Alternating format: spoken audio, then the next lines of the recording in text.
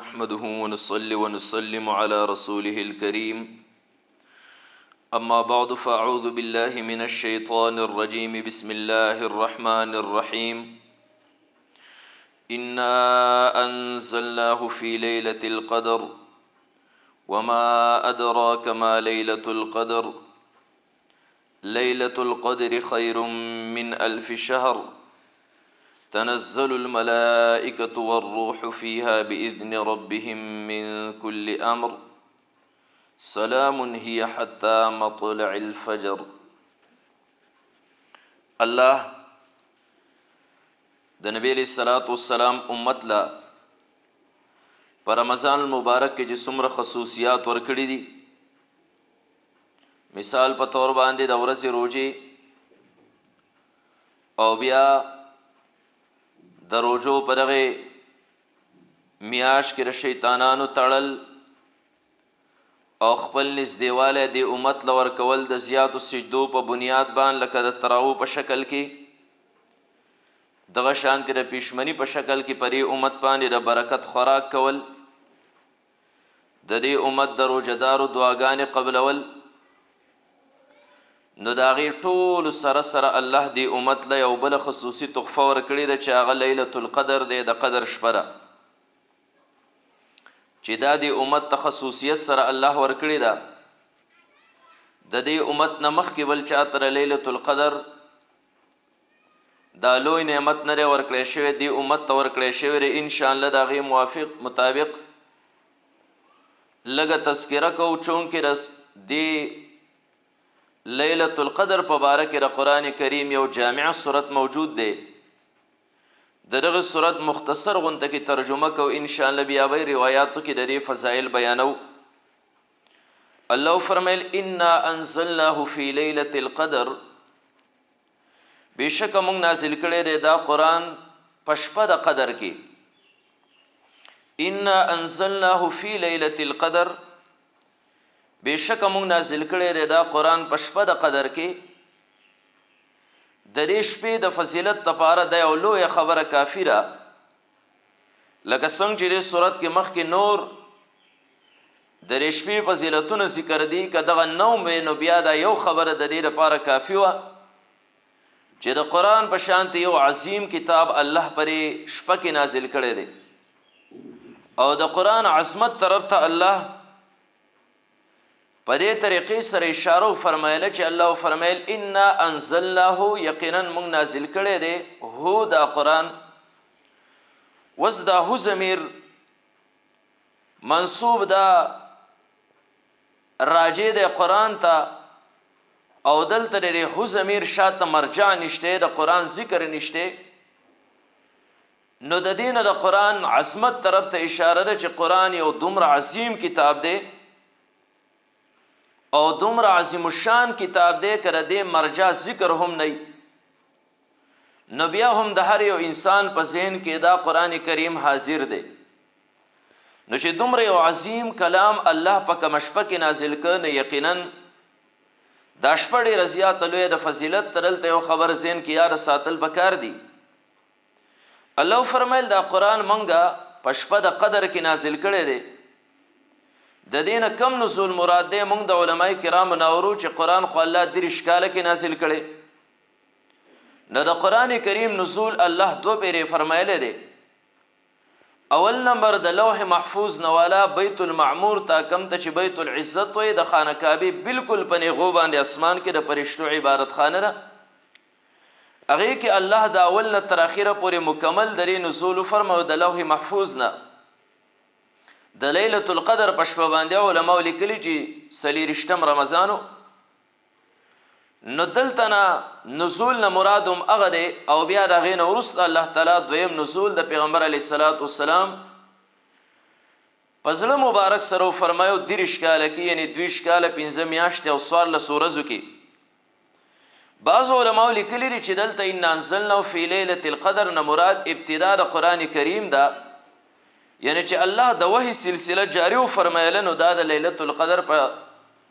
شپه باندې الله تعالی چې کوم دی نو جاری فرمایلی وه. مخکې الله فرمایي وما ادراک ما لیلة القدر، او څه پته ده تا ته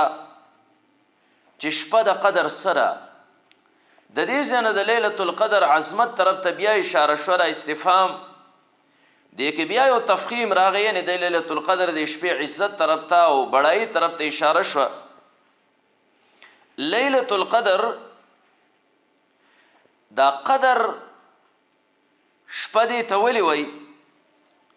نو قدر یا په معنا د تقدیر باندې دی ځکه الله د تمامو مخلوقاتو تقادیر پر شپه کې فرشتو ته حواله کوي د بل کاله پورې یا دا قدر په معنا د عظمت او شرافت باندې دی نو په دې کې چې کم یو انسان د الله عبادت کوي الله دله قدرمندي ورکوي الله ول عزت ورکوي الله ول شرافت ورکوي او یا قدر په معنا د تنگوالی باندې دی علماء لیکلي دي چې پر شپه کې د فرشتو ډیر زیات نزول وشي او فرشتې د ځمکې تراکوزي شي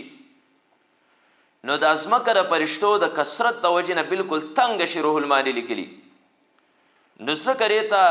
شپه د قدر وایي نه یا تقادیر د مخلوقاتو په دې کې فرشتو ته رکاله واله کېږي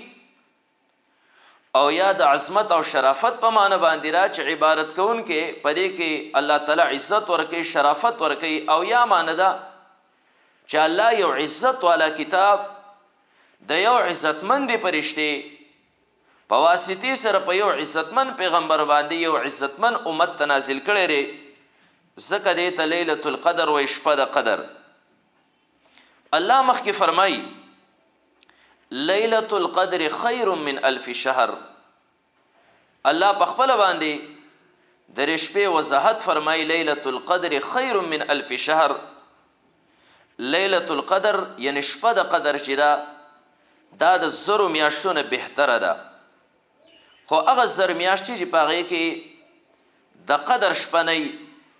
د قدر د شپې نه علاوه چې زر میاشتې کې نو د هغې نه دا یوه شپه بهتره ده څه مطلب که یو انسان پر یو شپه کې د الله عبادت وکړي او نور هغه شپې چې په هغې کې دا شپه موجوده نه زر میاشتې انسان عبادت وکړي نو دا یوه شپه ته بهتره ده د زرو میاشتو نه 83 کاله او 4 میاشتې جوړیږي نو د 83 سال 4 ماه نه دا یوه شپې عبادت زیات فضیلت لري او بیا دلته کې الله فرمایي لیلة القدر خیر من الف شهر دا خیر صيغه د اسم تفضیل ده او د دې دا پته نه لګي چې څومره بهتر ده 2 چندره 10 چندره څومره د دې نه بهتر ده هغه د الله په علم کې ده نو الله فرمایي د زرو میاشتو نه دا بهتر ده او دلته بعض علما کرامو یو ډېره ښکلې خبره لیکلې ده حیات صحابه کې یو زبردست خبره هغه لیکلی شوې ده د دې یو تفصیل نه هغه خبره ثابتېږي علما کرامو لیکلي دي چې دلته الله فرمیل لیلة القدر خیر من الف شهر دا شپه د قدر د زرو میاشتو نه بهتره ده نو د دې حساب چې څومره بهتره ده دا خو د الله په علم کې ده خو دا زر میاشتې چې رب کائنات بیان کړي نو دا د عربو چې کم بانډچیان خلکو داغو د ذهن مطابق الله تعالی زر میاشتې بیان کړي ورنه د دې حساب د الله په علم کې دی دا د لکو میاشتو نه بهتره ده ځکه عربو کې اکثر خلک انپړو داغو تعلیم نو او په زیات شمار باندې به پویدل هم نه او بانډچی چې کم خلکو ساده خلک نه هغو ته زیات تعداد به زر معلومو د زرو نه سیوا ورته بل تعداد نو معلوم نو الله داغو د غزین موافق خبر وکړه ورنه دا د لکاو د کروڑاو میاشتو نه بهتره ده او حیات صحابه کې یو زبردست خبره داغې نه معلومیږي دا چې د کوم علماو رای هم دغه رای چې الله دغه عربو د بانډچیانو خلکو موافق زر میاشتې ذکر کړي هلته کې یو تفصیلي گفتگو د زبردسته عن حمید ابن منهب قال حمید ابن منهب دے فرمائی قال جدی خریم ابن اوس زمانی کا خریم ابن اوس رضی الله تعالی عنہ هغه ما ته فرمایل هاجرت الى النبي صلی الله علیه وسلم وقدمت عليه منصرفه من تبوک. پیغمبر علیه الصلاۃ والسلام چې کله غزوه تبوک نه راپښ نو زه د رسول الله مبارک خواله ورالم. فاسلمت ما ایمان راوړ مسلمان شوم. فسمعته یقول نبی علیہ الصلوۃ والسلام نے اوریدل پیغمبر علیہ الصلوۃ والسلام فرمایل د هیره مطابق رسول الله مبارک پیشنګوئی ورکړه چې هیره دا به فتح کیږي. دا غي موافق رسول الله مبارک پیشنګوئی ورکړه. یقول نبی علیہ الصلوۃ والسلام فرمایل هذه الحیره البيضاء قد رفعت لي. دا هیره چې کوم دی نو دا ما د پار راپورته کړی شو نه فتح کړی شو. او وهذه شیما بنت بقیلا الازدیه او دا شیما بنت بقیلا کم چې د هیرا د سردار لور وا هغه دغه دا علی بغلة شهباء موتجرتن بخمار اسود. پسپینه قچره باندې او پتوره د فټکی دا رسول الله مبارک د مخ کې نه پیشنګي وکړه چې هیرا فتح شو او دا غیر سردار لور شیما بنت بقیله چې دا هغه دغه د پسپینه قچره او پتوره د پټکی را. فقلت یا رسول الله ما وی اے د الله رسوله ان نحن دخلنا الحیره کچرته مونږ د هیره ته داخل شو ساسره پیشنګوی مطابق او فوجدناها کما تصفو او مونږ دا شیما بنت بقیله اومنداله څنګه چې تاسو فرمایل فهي لي نو دا بزمای دا سردار دا لور شرا. قال هي لك. نبی علیہ الصلوۃ والسلام تو فرمایل وی بس دا بستای. دے فرمای فاقبلنا مع خالد ابن ولید رضی الله تعالی عنہ.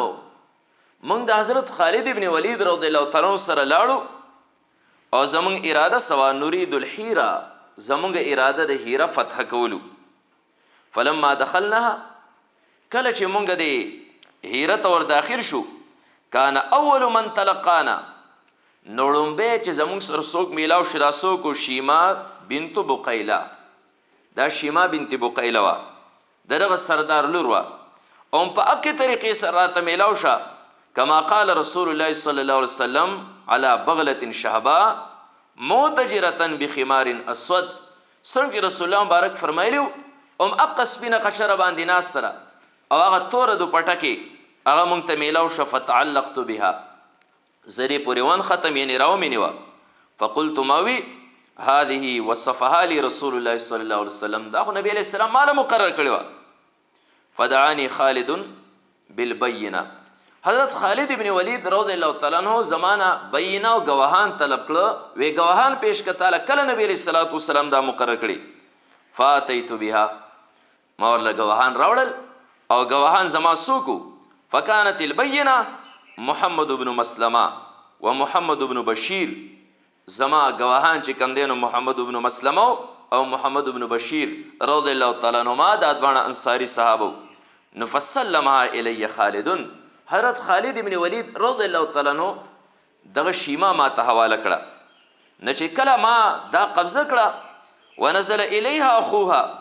د دې رور چې کم دینو د دې خواله راغی عبد المسیح ابن بقیلا او یرید الصلح اراده د صلح وا چې زو پیسې ورکم د خپل خور بوالم د دیونه وایزار کم. فقال بعنيها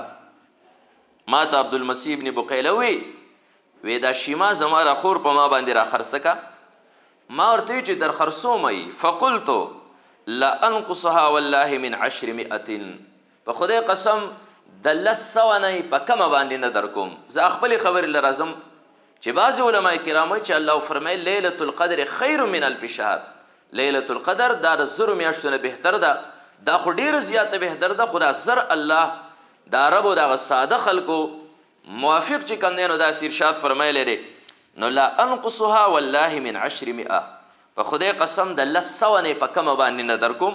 نو فاعطاني 1000 درهم هغه مال زر درهم را کړل. وسلمت الیها ما دا خور شیما د ته چې کوم دین وسپارله. کله چې مرګرو لرالم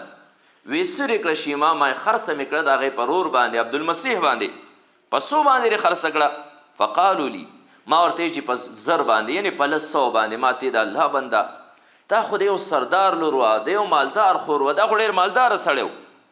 نو فقالو لی دیو ماته وی لو قلت 100,000 که تا ورته 100,000 ویلی وی یعنی 100,000 روپۍ دې ورته ویلی لدفعها الیک دا به یې تاله درکړې وي. نو زغه ورسره ما ورته وی فقلت ما ورته ما كنت احسب ان عددا اکثر من 10,000 زما ګمانم نو چې دا د 100 نه زیات په هم شماري یعنی ما ته د دې نه زیات شمار نو معلوم. نو عربو کې اکثر دا ساده لو خلکو چې هغو ته به داسې شمار نو معلوم. نو د هغو د ذهن موافق الله تعالی فرمیل لیلة القدر خیر من الف شهر دا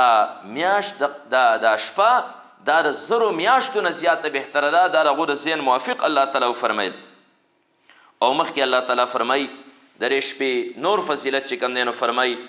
تنزل الملائکة والروح فیها نازلیږي ملایکې او جبرائیل علیه السلام فیها پر شپه کې باذن ربهم په اجازت د خپل رب باندې فرشتې هم نازلی شي جبرائیل علیه السلام هم نازل شي. چېرې خانه کعبې په چت باندې تفصیلي روایت دی خانه کعبې په چت باندې دا یو جنډه ولګئ او بیا د هغې نه وروسته حضرت جبرائیل علیه السلام فرشتې مختلفو اطرافو طرف ته تشکیل کی چې څوک دعا غواړي امین پې وایي څوک عبادت کې مشغولې دعاګانې ورته کوئ د هر یو مسلمان سره مصافحه هر چا سره چې کوم دی نو لاس میلاو کی هر یو کچه کور پوخ کور ته ورشي هرې کشتۍ ته هر ځنګل صحرا ته چې کوم دی نو دا ورسي. او من کل امر د پاره د هر کار مقرر یعنی دا فرشتې جبرائیل علیه السلام سر پاره ښکته راکوزیږي من کل امر د پاره د هر کار مقرر دا من په معنا د لام تعلیلیه دی نو د پاره د هر کار مقرر مطلب دا چې د دې کال نه تر بل کاره پورې چې الله کم کارونه مقرر کړي فرشتې هغه ښکته راکوز کړي او راشي. یا علماو لیکلي دا من په معنا د باره بکل امر په هر کار سره یعنی هر کار خیر راوالي هر قسم خیرونه او برکتونه جبرائیل علیه السلام او دغه فرشتې چې دی نو دا راوالي او ځمکې طرف ته چې دی نو دا ښکته راکوز شي. او مخکې الله تعالی فرمایي سلام هي دا شپه د سلامتۍ ده سلام هي دا شپه د سلامتۍ ده سلامون مصدر په معنی د سلامتون خبر او هي مبتدا ده دا شپه د سلامتۍ ده د هر شر نه پرې کې سلامتیای د هر قسمه مصیبو نه پرې کې سلامتیای. او یا معنی داره چې دا شپه د سلامتۍ ده یعنی پر شپه کې ملائک او فرشتې دا په مؤمنانو باندې سلامونه چې کوم دی نو دا کوي. او بیا الله فرمایي حتی مطلع الفجر تر دې پورې تر ختلو د سبا پورې یعنی چې سبا کله وخیږي دا اشاره ده هغه غایې ته د دغې سلامتیا چې د دغې سلامتي غایه دا ده چې سحر راوخیږي تر هغې سحره پورې دا شپه مکمل طور باندې سلامتي نه دا چې د دې یو خاص جز دی یو خاص وخت دی هغې کې دا سلامتي نه تر سحره پورې چې دی نو دا شپه هغه سلامتي په دې کې د دې صورت نه مونږ ته چې کوم دی یو څو فضیلتونه د دې شپې هغه په نظر باندې رالل. نمبر 1 دا چې دا شپه دومره عظیمه ده چې الله په دې کې د قرآن په شان یو عظیم کتاب نازل کړی دی. بل دا چې دا شپه دومره عظیمه ده چې دې کې د الله د فرشتو نزول دا دنیا ته چې کوم دی نو دا کیږي او د هغې سره سره دا دومره یو عزتمنده شپه ده چې الله ورته د 100 میاشتو نه بهتره وفرمیله او دا دومره اعلی شپه ده چې سلامتیا والا الله تعالی چې کوم دی نو دا ورته وفرمیله. او د هغې سره سره د ټولو نه لوی فضیلت دا دی چې د قرآن کریم یو ثابت صورت د اول نه تر اخیره پورې الله صرف د دې شپې په فضیلت کې چې کوم دی هغه نازل که او دغه صورت د اول نه تر اخیره پورې د دغې یوې شپې چې کوم دی نو دا مدح ذکر کړه او دغه شپه په دې اخرنۍ عشره کې ده. الله پاک دی مونږ له د دې شپې د عبادت توفیق راکړي او په دغه شپه کې الله مونږ د هر قسمه تکالیفونه او د ګناهونو نه په خپل حفظ و امان کې وساتي. و آخر دعوانا ان الحمد لله رب العالمین.